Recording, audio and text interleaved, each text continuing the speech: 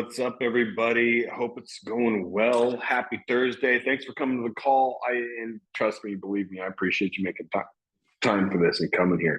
I get it. You're busy with your life. You're running around. You got school. You got work. You're looking for stuff. Like you're going to meetings. You're on online meetings. You're in meetings in real life. It's like, oh, great.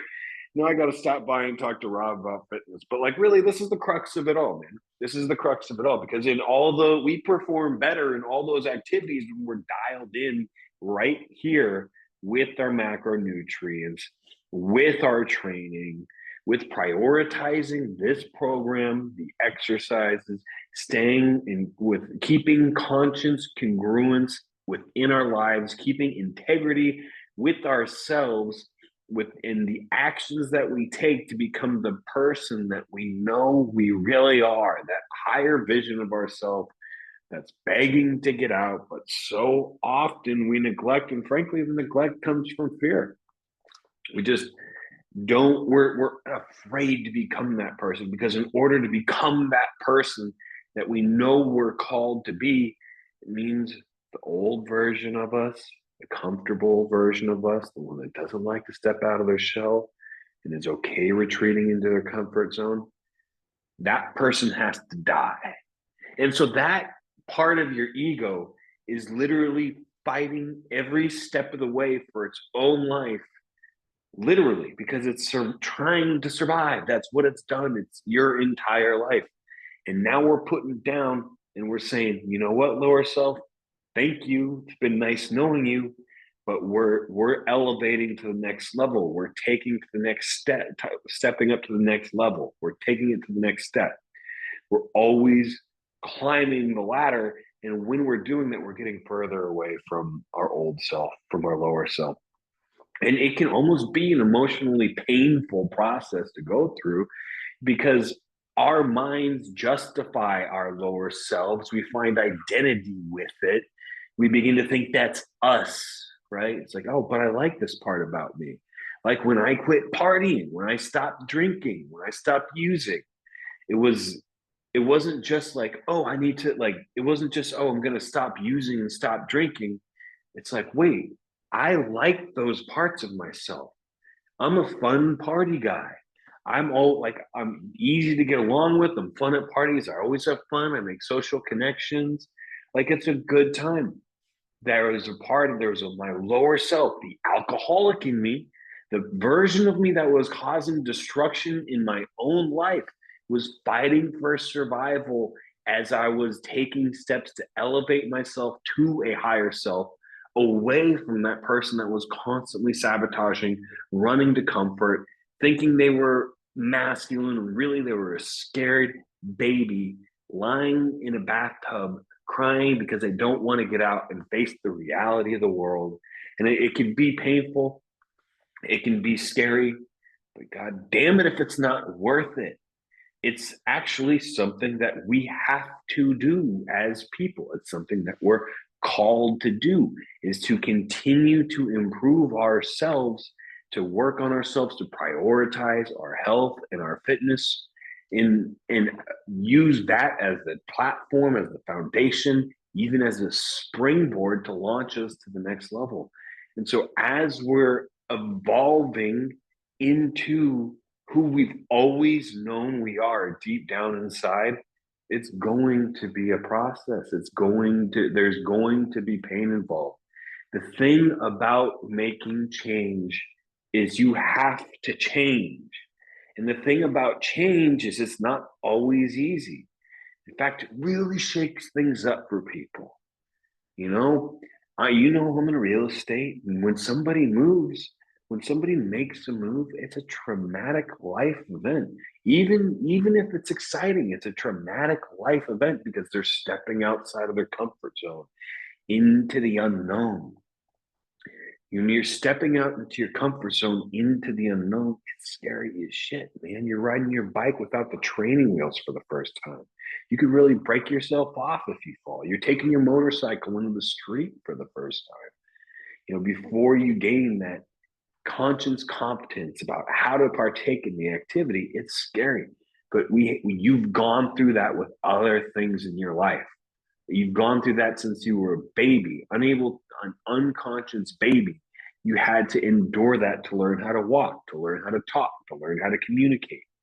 And life always brings us new things that we have to adjust to.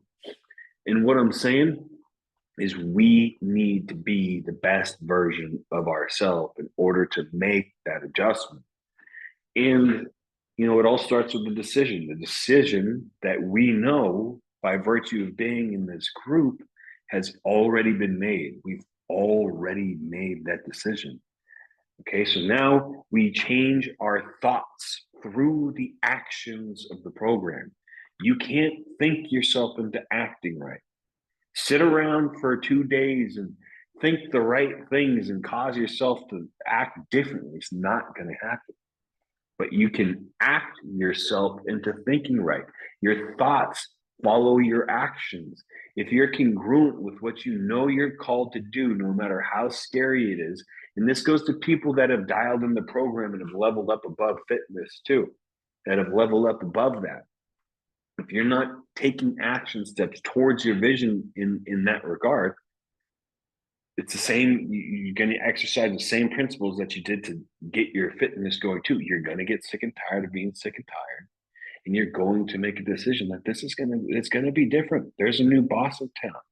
You're the boss. You're the boss over your own self, but you've renewed it.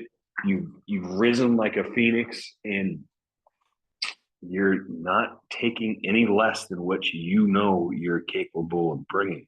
So what am I getting at? What's the crux of this? It all starts up like, I just told you that thoughts that you can't act yourself into thinking right, but you can think yourself into acting right.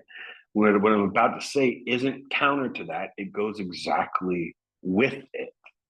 And that is what you're using your mind for, or what is your mind using you for?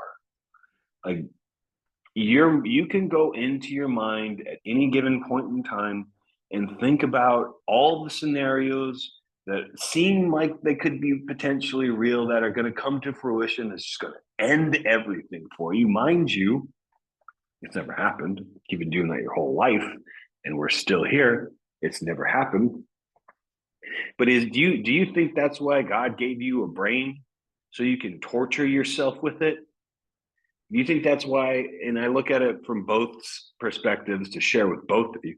Do you think, to whoever, whatever side of the fence you're on, do you think that you evolved into having a mind to just keep you scared all the time and to terrorize you with anxiety and thoughts of everything going wrong?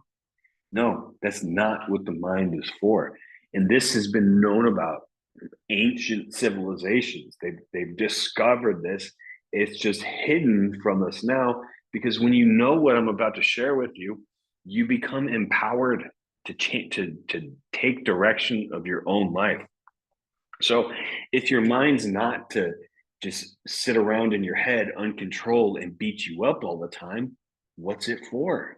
What's your imagination for? So you can imagine everything going wrong? That's insane. That's not that's it's capable of doing that, but why would you do that? Does it help you in any regard? Does it make anything better? No. It is the biggest pitfall. It's the best tool being used for the worst job. It's completely wrecking your moment. It's wrecking your direction if you're allowing your mind to do that. So what do you use the mind? What do you use your imagination for? You can use that to paint any picture that you want. And whether it gets deep, dude, it gets really deep, because this is something that they've philosophized about since ancient times. Psychologists have run into this and have gone into it. So I'm not going to go like full on, like the collective unconscious speaking to you and through you to other people, from other people, and what that there actually is another world that is calling you. I'm not going to get into all that, but what I am going to share with you is a pragmatic manner into how to use your mind in order to create a reality for yourself. And this isn't like some like law of attraction thing where it's like, oh, I'm just going to think of this and sit here and it's all going to come to me in my commitment chair. I'm just going to sit in my commitment chair right here and everything's going to come. No, dude. Like you have to stay in motion while you're creating the future that you want with your mind. You need to imagine it. You need to make it real within your head. And that will cause you to take action towards it. And the deep part of it is the unseen world aligning to create the vision that you see in your head as well. I believe it is.